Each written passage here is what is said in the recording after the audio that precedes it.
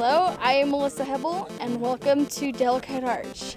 We are in Moab, Utah at the Delicate Arch, but that is not what we're going to be learning today. Today we're going to be learning about the different kinds of rock art that are in the areas of Arches National Park, Moab, and Canyonlands.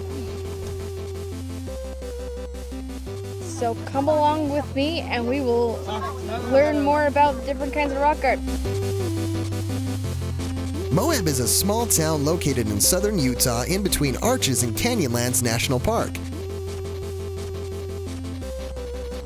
Due to its location and unique geological features, it is home to a large variety of Native American cultures who have come and left their mark on the land over thousands of years.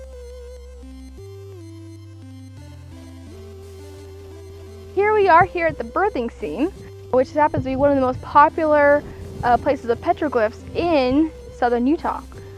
And petroglyphs are what's artwork that's been carved into the stone. So unlike pictographs that are painted, these ones are actually carved with different types of tools. If you look behind me here, you can actually see a large variety of different petroglyphs. And the main reason why this is called the birthing scene is because you can see here in this corner, you can see what looks like a mother giving birth.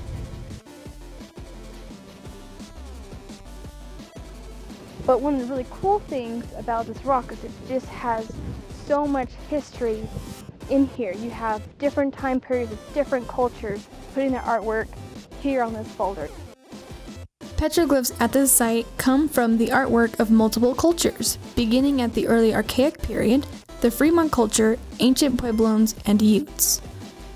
It also tells a story of how these people lived and what was important to them. What makes it so different here in this boulder of why to put their artwork here than anywhere else in this canyon. And some people actually think though that not only do they put the artwork here on the boulder just because it's here, but they also want to look at the land. See, maybe if the land was different back then, what kind of importance that it really gave to the people.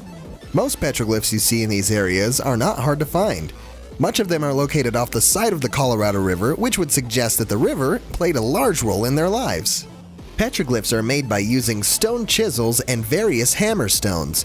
When they got dull, the natives would sharpen them on the rocks. You can see engravings in the rock from where these tools were sharpened.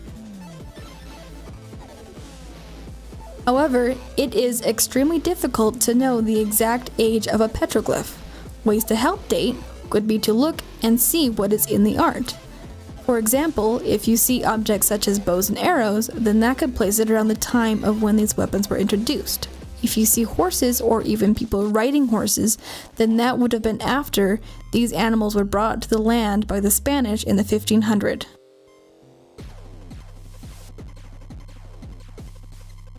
Another way of telling age is looking at the patina, which is a thin layer of minerals that grows over the petroglyph. The darker the patina, the older the art.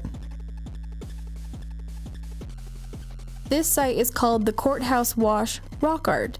These images are what are known as pictographs, and what that means is art that is painted onto the rock using paints that were made by mashing different minerals and plants. This site is dated back to the early Archaic period, at least 4,000 years ago. These pictographs are what are known as the Barrier Canyon style rock art, which is unique to this area. Later on, ancestral Pueblones or Utes had visited the site and added large white shields over some of the images and added additional petroglyphs on the rocks below.